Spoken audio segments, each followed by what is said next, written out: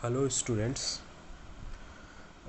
Last video lecture जो मेरा था वो उसमें अपन ने अर्थक्वेक लोड कैलकुलेशन के बारे में डिस्कस किया था। उसके लिए अपन ने एक न्यूमेरिकल सॉल्व किया था। आई होप वो न्यूमेरिकल आपको अच्छे से क्लियर हो गया होगा। अब मेरा जो नेक्स्ट टॉपिक है वो यूनिट 1 से है। यूनिट 1 में भी काफ़ी इंपॉर्टेंट टॉपिक है एग्ज़ाम पॉइंट ऑफ व्यू से, तो उसको लेकर मैं आपको लगातार वीडियो बनाता रहूँगा और आपको आपके ग्रुप में शेयर कर दूँगा। तो उसके लिए मैंने सबसे पहला जो टॉपिक लिया है आपका वेरी इंपॉर्टेंट टॉपिक है शेयर वॉल। देखिए, जो ये शेयर वॉल होती है आपकी, ये एक आरसीसी की वॉल होती है। आरसीसी आपने पढ़ा ही है। आरसीसी क्या होता है? रेनफोर्स सीमेंट कंक्रीट होता है, यानी इसमें कंक्रीट के साथ साथ स्टील भी प्रोवाइड किया कराया जाता है। ठीक है। शेयर वॉल का जो बेसिक यूज होता है बिल्डिंग में, वो लेटरल लोड को रजिस्ट करने के काम आती है। देखिए, दो टाइप के लोड होते हैं। फर्स्ट होता है आपका ग्रेविटी लोड और सेकंड होता है आपका लेटरल लोड। ग्रेविटी लोड, जिसको अपन वर्टिकल लोड भी बोलते हैं, जिसमें आते हैं आपके dead load, live load, snow load. Building को डिज़ाइन करने के लिए ग्रेविटी लोड के साथ साथ लेटरल लोड भी कंसिडर करने पड़ते हैं अपन को। ठीक है। अब वर्टिकल लोड के लिए जैसे अपन डिज़ाइन करते हैं बीम, कॉलम, स्लैब, उसी तरह से लेटरल लोड को डिज़ाइन करने के लिए अपन को शेयर वॉल की नीड होती है। ठीक है।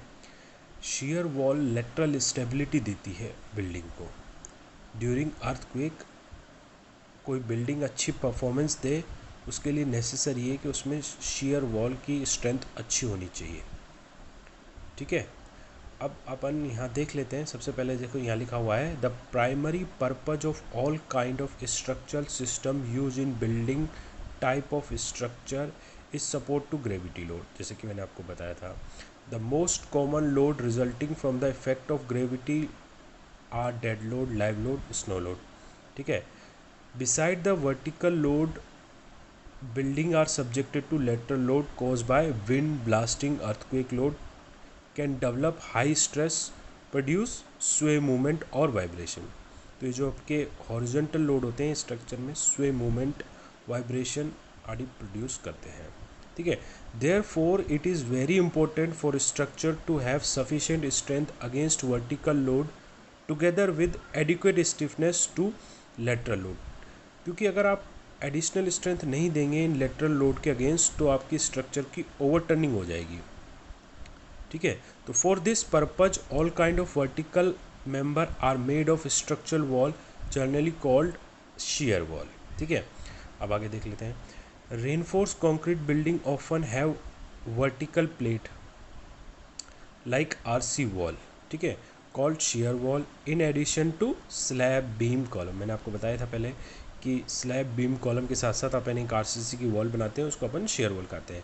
These wall start from foundation level and continuous through out the building height. ठीक है। अब यहाँ इसकी थिकनेस के बारे में डिस्कस किया हुआ है कि their thickness can be as low as 150 mm and as high as 400 mm in high rise building. High rise building में इसकी जो थिकनेस है अपन इंक्रीज कर देते हैं। Shear wall vertically oriented wide beams होती हैं to carry earthquake load downward to the foundation. तो मेन पर्पज क्या होता है शेयर वॉल का? लेटरल लोड को रजिस्ट कर वर्टिकल लोड रजिस्टिंग एलिमेंट को ट्रांसफ़र करना, और वो वर्टिकल लोड रजिस्टिंग एलिमेंट जो है फाउंडेशन में उस लोड को ट्रांसफ़र कर देते हैं। Proper design and detailed building with share wall have very good performance during earthquake. तो अगर अच्छे से आप शेयर वॉल को डिज़ाइन करोगे और डिटेल्ड, यानी उसमें अच्छे से रेनफोर्समेंट प्रोवाइड कराओगे, तो वो अच्छी परफॉर्मेंस देती है ड्यूरिंग अर्थक्वेक। ठीक है। Shear wall are efficient both in terms of construction cost and effectiveness in minimising the earthquake damage in structure and non structure element like glass, window etcetera. देखो, shear wall efficient होती है और cost effective होती है, दोनों ही term में। देखो, building में दो तरह के एलिमेंट होते हैं। एक तो होते हैं स्ट्रक्चरल एलिमेंट, एक तो है non structural element. Structural element में आपके आगे beam, column, slab, footing. Non structural element में आगे आपके ग्लास, विंडो एक्सेट्रा। ठीक है। तो ये इनको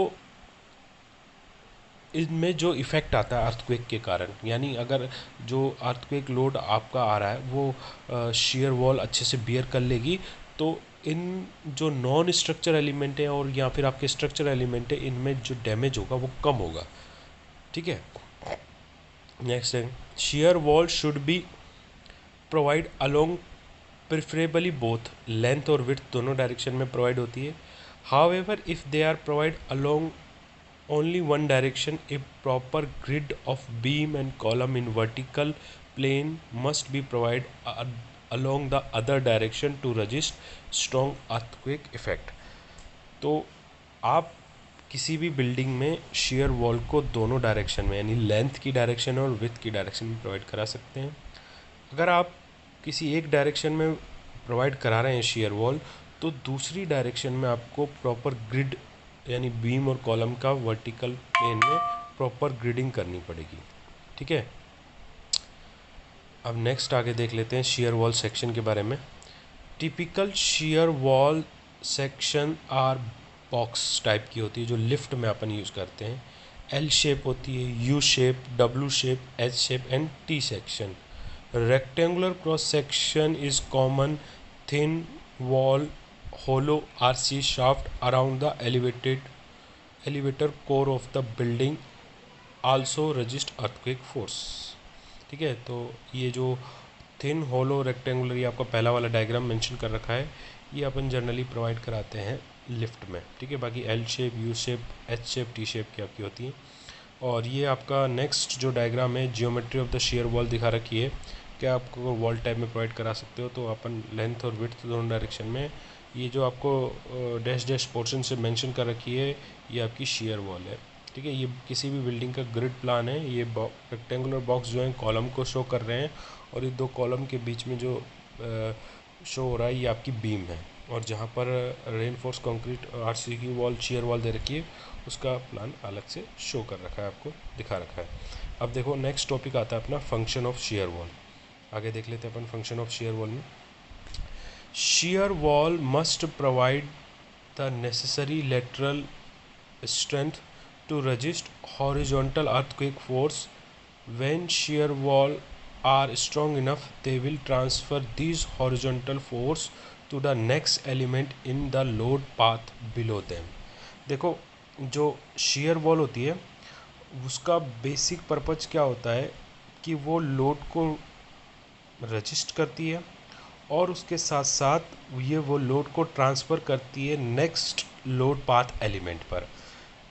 देखो, जो स्ट्रक्चर में जो लोड पाथ होता है वो जनरली आपका स्टार्ट होता है स्लैब, स्लैब से आता है बीम, बीम से आता है कॉलम, कॉलम से आता है आपका फुटिंग, फुटिंग से आता है सॉइल में।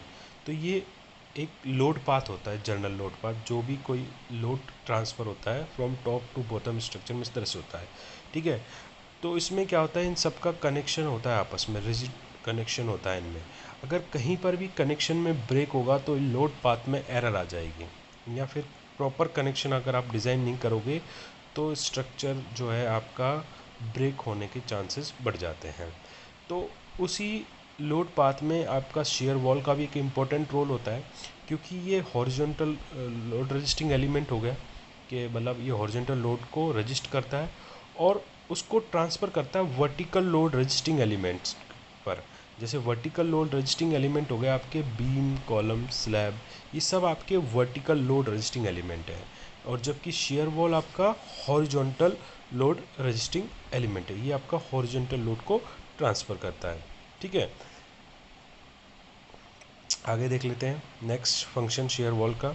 Share wall also provide lateral stiffness to prevent the roof और floor above excessive sway। When shear wall are stiff enough, they will prevent floor and roof framing member from moving off their support। ये भी एक important point है, यहाँ function है shear wall का। Share, देखो क्या होता है कि जब आपके हॉरिजॉन्टल अर्थक्वेक या विंड लोड एक्ट करते हैं, तो किसी भी वीक स्टोरी के अबाउट स्ट्रक्चर की पॉसिबिलिटी होती है कि वो आपका ओवरटर्निंग हो जाए, और ओवरटर्निंग होने से आपका स्ट्रक्चर कोलैप्स हो जाएगा। तो उसको ओवरटर्न होने से बचाने के लिए आपका या साइड स्वे होने से बचाने के लिए, स्वे मतलब लेटरल मूवमेंट हो गया स्ट्रक्चर का। अब देखो ये स्ट्रक्चर अगर अपनी प्लेस से डिसलोकेट हो जाएंगे तो बिल्डिंग में क्या है, क्रैक्स जनरेट हो जाएंगे। जैसे यहाँ बता रखा है, इस डायग्राम से आपको मेंशन कर रखा है। देखो डायग्राम से मैं बता देता हूँ। देखो सबसे पहले ये हॉरिजॉन्टली लेटरल अर्थक्वेक लोड आ रहा है, तो इससे क्या होगा कि ये इसका रोटेशन होने के चांसेस बढ़ जाएंगे। ठीक है, तो ये पूरा स्ट्रक्चर रोटेट हो जाएगा। तो एक तो कनेक्शन फॉर अपलिफ्ट रेजिस्टेंस, तो अपलिफ्ट नहीं हो उसके लिए कनेक्शन प्रॉपर होना चाहिए। और दूसरा कनेक्शन फॉर स्लाइडिंग रेजिस्टेंस, मतलब ये स्लाइड होने से भी बचाएगा और अपलिफ्ट होने से भी बचाएगा। दो तो फंक्शन ये हो गए। और साथ साथ में स्टिफनेस कंट्रोल साइड्स वे, मतलब स्टिफनेस प्रोवाइड कराता है स्ट्रक्चर को कि आपका स्ट्रक्चर प्रॉपर स्टिफ इनफ हो, ताकि वो जो है आपका साइड स्वे नहीं आए, उसमें मूवमेंट नहीं आ जाए। ठीक है, ये भी होता है आपका। इसके लिए जैसे आपने रिटेनिंग वॉल का देखा होगा। रिटेनिंग वॉल भी ऐसे ही एक स्ट्रक्चर होता है जिसमें उसका यूज़ होता है कि वो अर्थ को रिटेन करता है। ठीक है, अर्थ को अपनी स्टेबल शेप में रखने के लिए, रिटेन करने के लिए रिटेनिंग वॉल्स को अपन यूज़ में लेते हैं। तो वहाँ पर भी इसी तरह से जो सॉइल होती है उस पर लेटरल लोड लगाती है, हॉरिजॉन्टल प्रेशर लगाती है, जिसकी वजह से उसमें ओवरटर्निंग और स्लाइडिंग होने के चांसेस बढ़ जाते हैं। तो अगर उसको ओवरटर्न और स्लाइड होने से बचाना है तो उसमें जो उसका सेल्फ वेट है वो स्ट्रॉन्ग इनफ होना चाहिए कि किसी भी पॉइंट के रिस्पेक्ट में अपन जो मूवमेंट लें वो मूवमेंट ऑफ रेजिस्टेंस जो है आपका ओवरटर्निंग मूवमेंट से ज़्यादा होना चाहिए, ताकि आपकी स्ट्रक्चर ओवरटर्निंग क्राइटेरिया में फेल ना हो। इसके लिए फैक्टर ऑफ सेफ्टी भी गवर्न कराते हैं, जो होता है FS, factor of safety equals to MR moment of resistance divided by moment of overturning greater than 1.55। तो उसी तरह से ये शेयर वॉल का भी स्ट्रक्चर में यही रोल होता है कि ये फाउंडेशन लेवल से स्टार्ट होकर टॉप ऑफ द स्ट्रक्चर तक जाती है, और ये जो है स्ट्रक्चर को लेटरल स्टेबिलिटी देती है, ताकि आपका जो स्ट्रक्चर है वो इस लोड के कारण ओवरटर्न नहीं हो। अगर बिल्डिंग ओवरटर्न हो जाएगी तो ह्यूज जो मैक्सिमम लॉस ऑफ लाइफ होगा। ठीक है, एक तो स्ट्रक्चर का तो कोलैप्स हो जाएगा, और जो लोग उसमें रह रहे हैं तो उनकी लाइफ का भी लॉस होगा। तो इसीलिए जो शेयर वॉल होती है आपकी, वो स्ट्रक्चर में एक इम्पोर्टेंट रोल प्ले करती है। ठीक है, वो स्ट्रक्चर को आपको लेटरल स्टेबिलिटी देती है। लेटरल स्टेबिलिटी के साथ साथ वो कनेक्शन देती है अपलिफ्ट रेजिस्टेंस का, कनेक्शन देती है स्लाइडिंग रेजिस्टेंस का। ठीक है, तो ये आपका शेयर वॉल का स्टेप है ना। आगे ये आपकी जैसे ये जो होलो सेक्शन है, ये अपन जनरली जो है एलिवेटर कोर में यूज़ करते हैं। ठीक है, तो ये आपका शेयर वॉल का डिज़ाइन हो गया। काफ़ी इंपॉर्टेंट टॉपिक है स्टूडेंट्स, इसको आपको अच्छे से समझना है। अगर कोई प्रॉब्लम होती है तो आप मुझसे पूछ सकते हैं। या अगर रेनफोर्समेंट की बात करें तो इसमें रेनफोर्समेंट की दोनों डायरेक्शन में वर्टिकली और हॉरिजॉन्टली रेनफोर्समेंट प्रोवाइड कराया जाता है, ताकि इसको रेनफोर्स वॉल बनाया जा सके ना। तो दोनों डायरेक्शन में इसमें रेनफोर्समेंट भी प्रोवाइड कराया जाता है।